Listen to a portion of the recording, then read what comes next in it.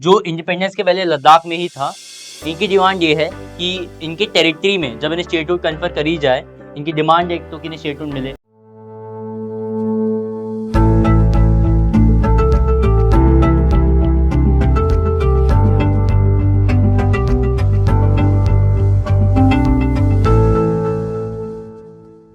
Hello students, I welcome you back to the next lecture of current affairs series targeting CLAT and ILET 2025। जैसा कि आपको पता है, पिछले वीडियो में हमने शुरू किया था discussion about the Ladakh conflict कि लद्दाख में जो जनवरी मंथ से कॉन्फ्लिक्ट चला आ रहा है वो किससे रिलेटेड था। हमने इनिशियली उन डिमांड्स को देखा और लद्दाख के करंट स्टेटस को देखा कि जो पहले एक स्टेट का पार्ट था अब एक सेपरेट यूनियन टेरिटरी है आफ्टर 2019। लेकिन उन्हीं डिमांड्स को जो लद्दाख की दोनों काउंसिल्स हैं, दोनों पॉलिटिकल बॉडीज ने सबमिट करी तो यूनियन मिनिस्ट्री, उसको डिटेल में डिस्कस करेंगे हम आज की वीडियो में, जो इस टॉपिक का फाइनल पार्ट होगा, that is part 2। So without further delay, let's move towards the topic। ये तीसरा टॉपिक है क्योंकि पिछली प्रेजेंटेशन को हम कंटिन्यू कर रहे हैं, so it is the third topic. क्योंकि पहले हमने करंट स्टेटस डिस्कस किया था और ये डिस्कस किया था कि ये लद्दाख का स्टेट जो है, लद्दाख की यूनियन टेरिटरी जो है, ये न्यूज में क्यों थी। आज हम इन डिमांड्स को, उस मेमोरेंडम के डिमांड्स को डिटेल में स्टडी करेंगे।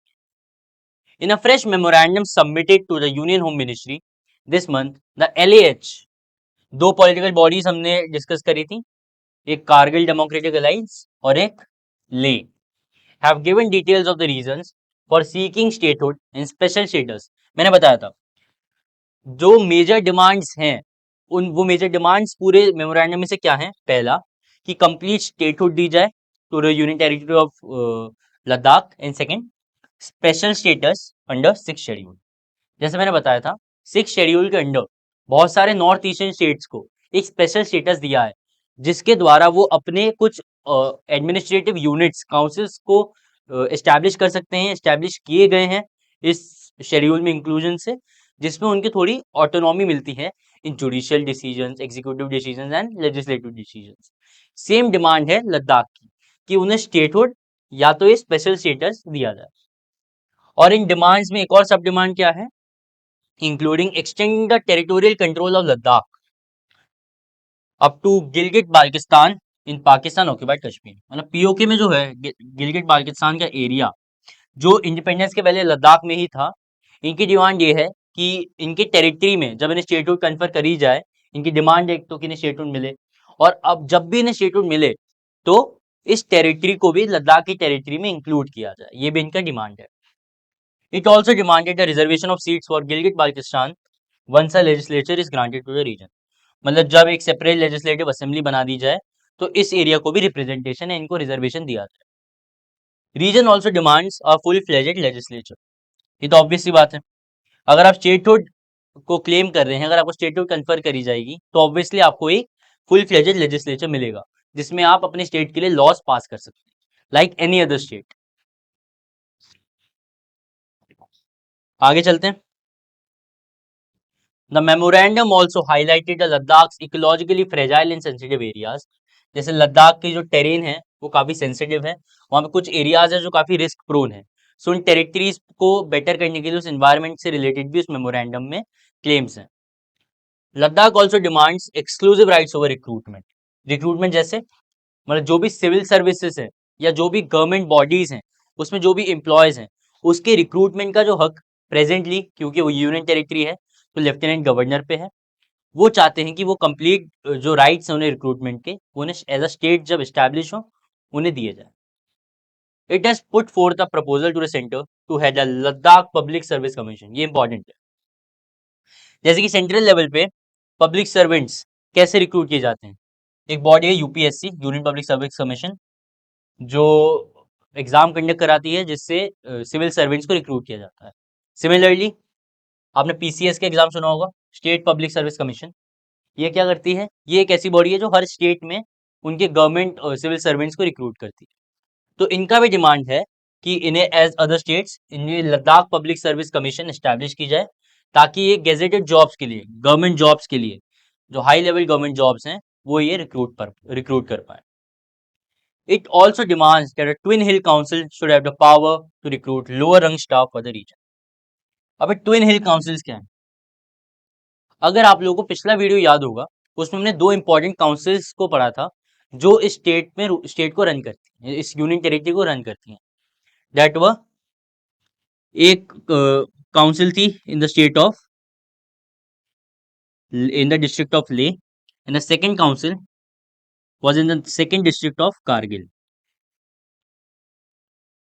ये लद्दाख डेमोक्रेटिक काउंसिल्स दोनों स्टेट में, दोनों डिस्ट्रिक्ट्स में थी, लेह और कारगिल, जो इस यहाँ की स्टेट यूनियन टेरिटरी के अफेयर्स को रन करती थी।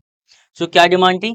Should have the power to recruit lower rung staff, basically जो बाकी गवर्नमेंट स्टाफ्स हैं उनको रिक्रूट करने की पावर इन दोनों काउंसिल्स को दी जाए।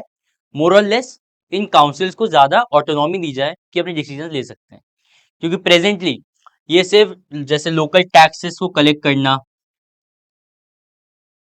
ऐसे जो स्मॉलर ड्यूटीज हैं, इसी का राइट इन दोनों काउंसिल्स को दिया गया है, जिसकी एनहांसमेंट की बात इन डिमांड्स में करी गई। Moving forward, what is the sixth schedule? अब हमने पढ़ा कि कंप्लीट डिमांड्स, मेजॉरिटी डिमांड क्या थी? स्टेटहुड प्रोवाइड करना और इंक्लूजन होना लद्दाख का किसमें? Sixth schedule. तो सिक्स्थ शेड्यूल क्या है? सिक्स्थ शेड्यूल ऐसा क्या प्रोवाइड कर देगा, क्या स्टेटस कन्फर कर देगा लद्दाख को जिसकी वो डिमांड कर रहे हैं? Sixth schedule deals with the administration of the tribal areas in the 4 north eastern states. North eastern India के 4 स्टेट्स को एक स्पेशल स्टेटस कन्फर किया गया है बाय द सिक्स्थ शेड्यूल। वो कौन कौन से हैं? असम, मेघालय, त्रिपुरा एंड मिजोरम।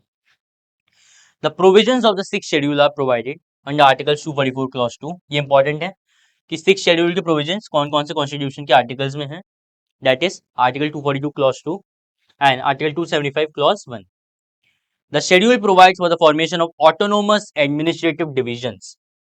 ये है इसका क्रक्स कि इस शेड्यूल में इंक्लूजन से आप अपने स्टेट में या आप अपनी यूनियन टेरिटरी में ऑटोनोमस डिस्ट्रिक्ट काउंसिल को एस्टैब्लिश कर सकते हैं। और इन ऑटोनोमस डिस्ट्रिक्ट काउंसिल्स को क्या राइट है? इन्हें एक ऑटोनॉमी दी जाती है कि ये अपने legislative decisions, judicial decisions and administrative decisions खुद से ले सकती है।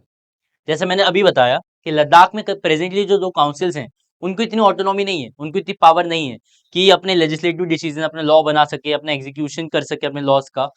लेकिन जब इन्हें स्टेटहुड प्रोवाइड करी जाएगी या इन्हें स्पेशल स्टेटस दिया जाएगा अंडर सिक्स्थ शेड्यूल, तो ये अपने ऑटोनोमस डिस्ट्रिक्ट काउंसिल्स खोल सकते हैं like the other north eastern states जिनको ये स्टेटस कन्फर किया गया है। इसीलिए इनका डिमांड है कि इनको सिक्स शेड्यूल में स्पेशल स्टेटस ग्रांट किया। Governor is empowered to increase और डिक्रीज द एरियाज और change the names of the autonomous district. Presently और क्या क्या राइट्स कन्फर होते हैं स्टेट को जो इंक्लूड होता है सिक्स शेड्यूल में? कि गवर्नर को राइट किया जाता है कि वो अपने डिस्ट्रिक्ट का जो एरिया है, अपनी जो टेरिटोरियल लिमिट है, उसको क्या कर सकती है? चेंज कर सकती है। Acts of the Parliament or the state legislature do not apply to the autonomous district and autonomous regions or apply with specified modification and exceptions. Basically, direct governance है जो पार्लियामेंट को लेजिस्लेचर की है, वो किस पे लागू नहीं होते? इन ऑटोनॉमस डिस्ट्रिक्ट काउंसिल्स पे जो शेड्यूल के अंडर स्पेशल स्टेटस कन्फर किया गया है। There is a district council for each autonomous district. हर डिस्ट्रिक्ट पे एक ऐसी काउंसिल होगी जो स्टेट्स इस शेड्यूल के अंडर आते हैं। It is 30 members, 4 are nominated by the governor. हर काउंसिल में कितने मेंबर होते हैं? 30 मेंबर। इसमें 4 गवर्नर द्वारा नॉमिनेटेड होते हैं और 26 क्या होते हैं? इलेक्टेड। मतलब वहां पे इलेक्शन से बाकी 26 को रिक्रूट किया जाता है। इसमें एक एक्सेप्शन है, state of Bodoland. State of Bodoland में क्या है? टोटल मेंबर्स जो यहाँ पे 30 हैं वो एक्सटेंड किए जाते हैं 40 तक, कि 40 मेंबर हो सकते हैं काउंसिल्स में in the city of Bodoland. The members have a 5-year term और जो भी रिक्रूट होते हैं इन काउंसिल्स में, ऑटोनॉमस काउंसिल्स में, उनका टर्म क्या होता है? 5 साल। मूविंग फॉरवर्ड, ये पार्ट थोड़ा फैक्चुअल है क्योंकि जो इसका स्टोरी लाइन थी, इसकी क्रक्स थी, क्या क्या डिमांड्स हमने पिछले लेक्चर में डिस्कस किए थे। अब उसका जो डेटा वाला पार्ट है कि क्या क्या हुआ था, किस किस चीज की डिमांड थी एग्जैक्टली, सिक्स शेड्यूल में ऐसा क्या है, ये फैक्चुअल पार्ट है जिसको हम इस वीडियो में डिस्कस कर रहे हैं। Councils have also been endowed with wide civil and criminal judicial powers, for example establishing village courts. मतलब इन ऑटोनोमस काउंसिल्स को इन सारे राइट्स के अलावा एक और राइट क्या है? क्योंकि जैसे मैंने बताया ये अपने जुडिशियल डिसीजन ले सकते हैं, तो उसके फर्दरेंस में ही इनको सिविल और क्रिमिनल जुरिडिक्शन है कि अपने चाहे विलेज कोर्ट्स, लोअर लेवल पे जो कोर्ट्स होते हैं वो भी एस्टैब्लिश कर सकते हैं। Now there is a question, can Ladakh be included in the six schedule? जो इनकी डिमांड है कि क्या इन्हें इंक्लूड किया जाना चाहिए सिक्स शेड्यूल में या नहीं। First of all it rest upon the union government, ये पूरा रेस्ट करता है यूनियन गवर्नमेंट के डिसीजन पे। वो अगर चाहे तो कन्फर कर सकते हैं, अमेंडमेंट कर सकते हैं सिक्स शेड्यूल में, और नहीं चाहे तो नहीं कर सकते। लेकिन क्या ये चीज इतनी आसान है? नहीं। क्यों? जो सिक्स शेड्यूल है वो मेजरली किसके लिए है? वो प्रोटेक्शन और स्पेशलिस्ट सिर्फ कौन से स्टेट्स को प्रोवाइड करता है? नॉर्थ ईस्टर्न स्टेट्स को। सिक्स शेड्यूल स्पेसिफिकली बनाया गया था नॉर्थ ईस्टर्न स्टेट्स के लिए, इसलिए वहां पे इंक्लूजन लद्दाख का ज्यादा पॉसिबल नहीं। लेकिन national commission for scheduled tribes ने रिकमेंड किया था 2019 में कि लद्दाख को सिक्स शेड्यूल में इंक्लूड किया जाए। अब उनके रिकमेंडेशन के पीछे रीजनिंग क्या थी? उनका रीजनिंग ये थी कि ये जो स्टेट्स हैं असम, मणिपुर, इनको जो राइट कन्फर किया गया है अंडर शेड्यूल सिक्स, क्यों किया गया है? क्योंकि majority of the population in north eastern states की क्या है? That is tribal population. So Ladakh में भी like the other states population क्या है? Ladakh is a tribal state, tribal population. 97% of the population of the state of Ladakh is tribal. So इसको देखते हुए national commission for scheduled tribes ने recommend किया था कि लद्दाख को भी सिक्स शेड्यूल में इंक्लूड किया जाए, लेकिन उस रिकमेंडेशन को नहीं माना गया। एज आई ऑलरेडी मेंशन कि schedule six is specifically for the north eastern states. अब आगे चल के यूनियन गवर्नमेंट जैसे दे भी सकती है, लेकिन उसके लिए उन्हें शेड्यूल सिक्स में क्या करना पड़ेगा? अमेंडमेंट करना पड़ेगा। तो क्या कोई और एस्केप है कि शेड्यूल सिक्स में अगर उन्हें स्पेशल स्टेटस ना मिले, क्या किसी और स्टेटस शेड्यूल में मिल सकता है? That is schedule five.